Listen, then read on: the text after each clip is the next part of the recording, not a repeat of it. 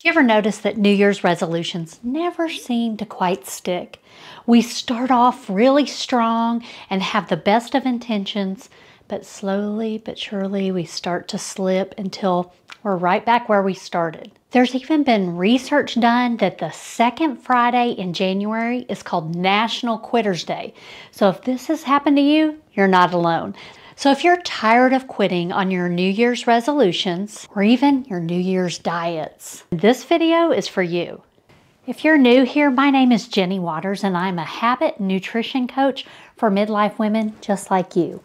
I'm tired of seeing women in the prime of their life settle for aging like their grandparents did. When you intentionally build a healthy lifestyle that you love, you get to age stronger and have more energy and vitality for fun. I think we're all tired of the crash diets and the crazy workouts to whip us back into shape. And I'm sure I don't have to tell you that the fitness and diet industries are about to get really loud because a lot of us have thrown out the Christmas cookies, maybe feeling a little fluffier than we like, and we're ready to get back to feeling better. It might surprise you as a health coach that I'm going to tell you don't get lured into it.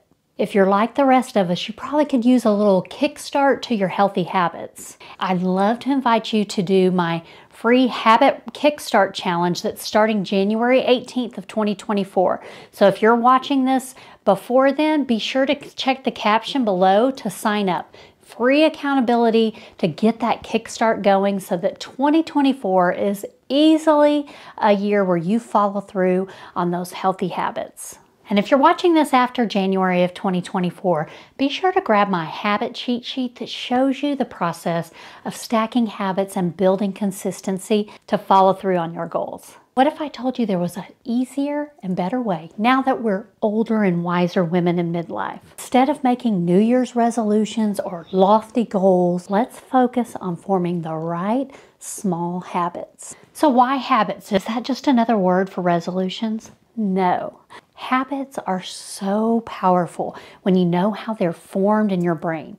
It's those actions that you take on a consistent basis that slowly but surely a neural pathway is built and they just go on autopilot, that you don't even have to think about it. Think like you're brushing your teeth habit. You don't have to remind yourself to do it because it's already part of your regular schedule. You don't have to remind yourself to make your coffee because you know exactly when you do that. You don't have to think real hard about how you drive to work because it's on autopilot and your brain can take a break and think about other things as you're driving to work. If you're telling me, well, those are easy habits, stick around. I'm going to tell you how to problem solve if you haven't had success. And when we prioritize building the right good habits, that's when the lasting change can happen and we can transform our lives. No matter what, if you have not had luck in the past sticking to a diet or a workout or following through on some goals that you've set for yourself, that's about to change. Now for me, there were too many years in my 30s and early 40s where after Christmas, I just had eaten a little bit too much, not worked out, just feel like blah. And I was so ready to feel better quickly. So I wanted to just go all in on something to hurry up and get over the pain of starting something and get to the other side where I felt better. But even though I'm a very disciplined person, I just couldn't keep it going for that long. I didn't want to have to think so hard about what I wanted to eat and measure or count calories or count points. Counts that were so hard just left me sore and tight and where I couldn't sleep, and it just backfired. It wasn't until I started reading and studying about how to create habits the easier way that I finally was able to make habits stick. This is the way I've been able to read over 60 books a year, little by little. I've been able to love working out 6 days a week and not have to really think about motivation or getting myself to do it. I've kept weight off because I know the right foods that nourish my body, and I've gotten into a habit of making some of it just on autopilot. I have some standard breakfast and lunches that I just go to that are easy, but I didn't start where I am now. You don't stay where you start. You've got to start really small and build that consistency before you level up. If you're enjoying this video so far, please hit like and tell me one new habit that you'd like to work on in 2024. So how can you make this shift? Pretty much every book on habits I've read gives this one piece of advice. Start small. You take that big goal and shrink it down to the starter step. I started running in my mid-40s, and I'd grown up with asthma my entire life. Running was not even an option for me. The way I started running was very little. I would walk for a lot of the way and then run for maybe a minute. And that helped me slowly but surely over years become a runner. When I say start small, I mean ridiculously small. So you think, oh, this might not really be worth it. But don't let that stop you. Make it so easy that you can say, of course I can do this. I can do this in my pajamas, or I can do this without thinking. I can talk myself into doing this. Baby habit. But once that habit gets so easy, then you can level up. You want to add in more steps to your day. Take a 10-minute walk. Set your timer on your watch for 5 minutes. Walk 5 minutes down the street and then turn back. That 10 minutes is doable on any day, even if you're busy. Maybe it's you need to eat more vegetables. So add one vegetable to your dinner every night and eat that first and then go on to the rest of the food. Just doing that one small step, you start to think, I'm feeding myself better, and you make better choices on your plate the rest of the time. It kind of has a ripple effect, but eating that one vegetable before you eat anything else becomes that habit that you can build on. Some easy exercise starter habits you could do is that 10-minute walk I was talking about, lifting a little bit of weights while you're watching TV. Something so easy you don't even have to change out of your pajamas or change into workout clothes that you can do no matter what. You reduce the friction by just having it so ridiculously small and easy to do that you build that consistency.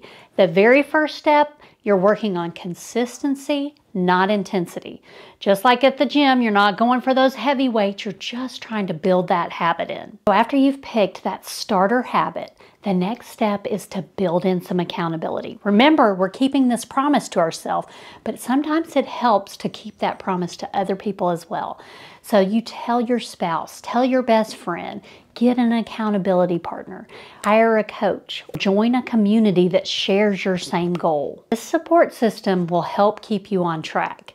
Accountability factor is why Weight Watchers is so successful, because you have that built-in accountability to go to those meetings every week. I loved that part of it. I didn't like having to follow those rules all the time. And then gyms, where you have that accountability of showing up for a class that you've signed up for or seeing a workout partner. Being small and building that accountability is going to help you check off each day, following through on those baby habits. Now, when we're trying to build consistency, it's easy to beat ourselves up when we slip up.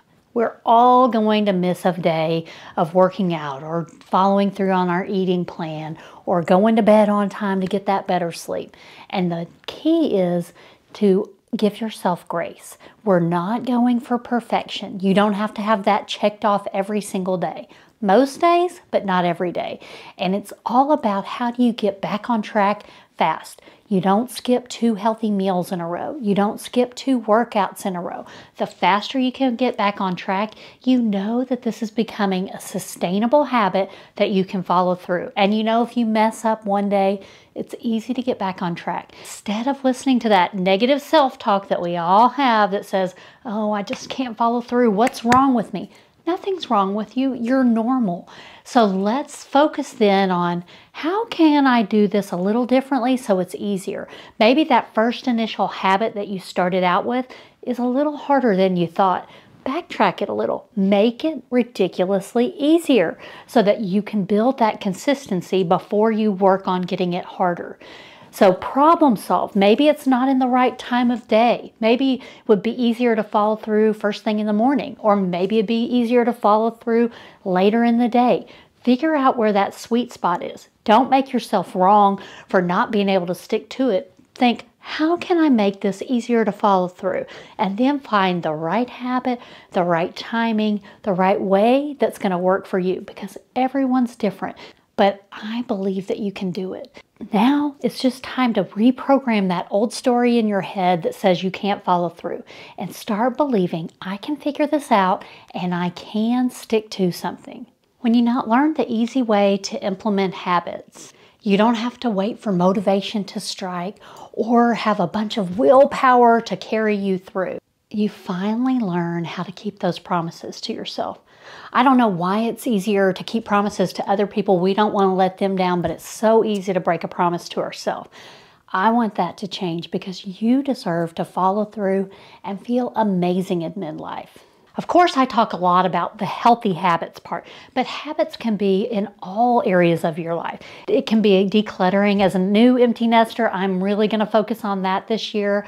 It could be getting a good nighttime routine so you get better sleep. It could be having downtime and finding more fun in your daily life so that you don't get that stress level up.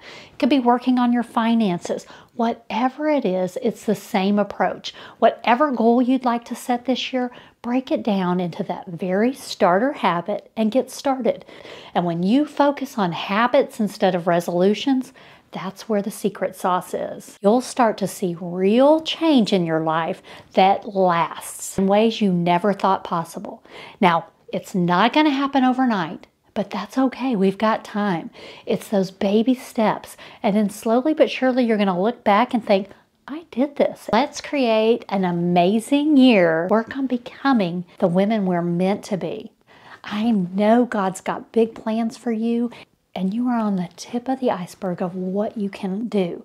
I am here to support you along the way. So if you're curious about my morning routine, you'll want to watch this video here where I break down the 5 habits that I've slowly but surely added to my morning to start the day off on the right foot, no matter how I slept the night before.